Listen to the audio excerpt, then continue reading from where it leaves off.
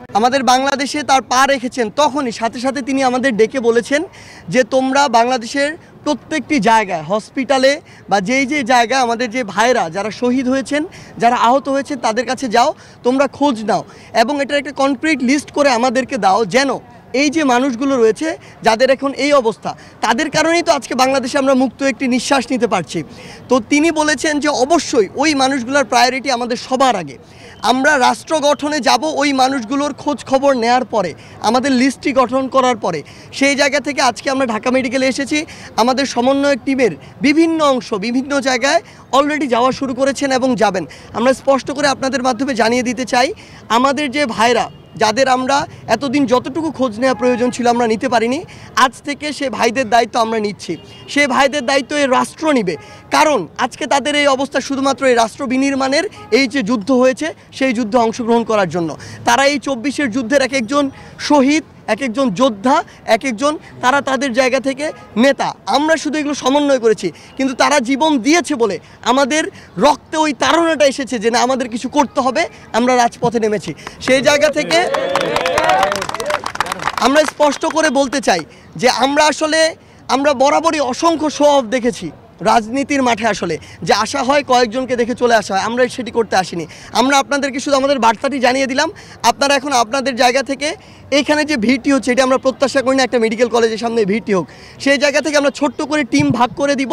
ওই টিমগুলো নিজেদের দায়িত্বে তাদেরকে ওয়ার্ড হসপিটাল ভাগ করে দেওয়া হবে, তারা যাবে এবং ওই যে লিস্টটি সেই লিস্টটি করা হবে। অর্থাৎ আমরা আমাদের কাজও করতে চাই, আবার ওখানে যারা রয়েছে আমাদের ভাইয়েরা বোনেরা তাদের যেন কোনো অসুবিধা না হয়, হসপিটালের জন্য পরিস্থিতি খারাপ না হয়, সেটিও আমাদের লক্ষ্য রাখতে হবে।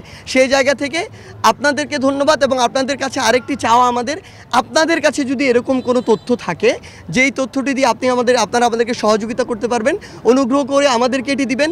আমরা কথা দিচ্ছি আমাদের ভাইরা সুস্থ হয়ে বাড়ি না যাওয়া পর্যন্ত আমাদের এই যে রাজপথে নেমে আসা ভাইদের খোঁজে বোনদের খোঁজে সেটি থামবে না।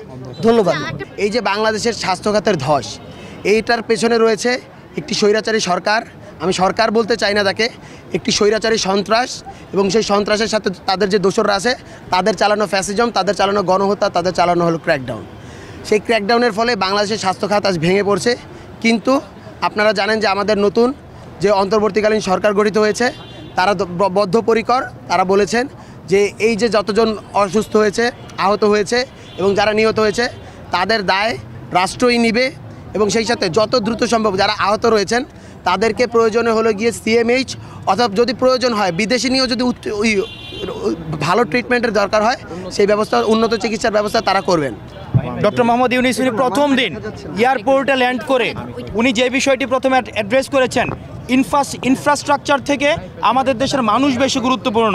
আমাদের দেশের মানুষ যেহেতু বেশি গুরুত্বপূর্ণ, উনি প্রথম দিনই বলেছেন যারা এই গণ আন্দোলনে আমাদের গণ অভ্যুত্থানে এই স্বৈরাচার ফেসিবাদী সরকারকে পতন করতে গিয়ে যারা আহত হয়েছে, যারা নিহত হয়েছে, বিশেষ করে যারা নিহত হয়েছে তাদেরকে জাতীয় বীরের মর্যাদা দেওয়া হবে, এবং যারা আহত হয়েছে আমরা আজকে হসপিটালে যখন গিয়েছি দেখেছি আমাদের একটা হসপিটালে করুণ একটি চিত্র, একটি মধ্যযুগীয় কায়দায় এভাবে নির্যাতন করা হয়েছে কিনা।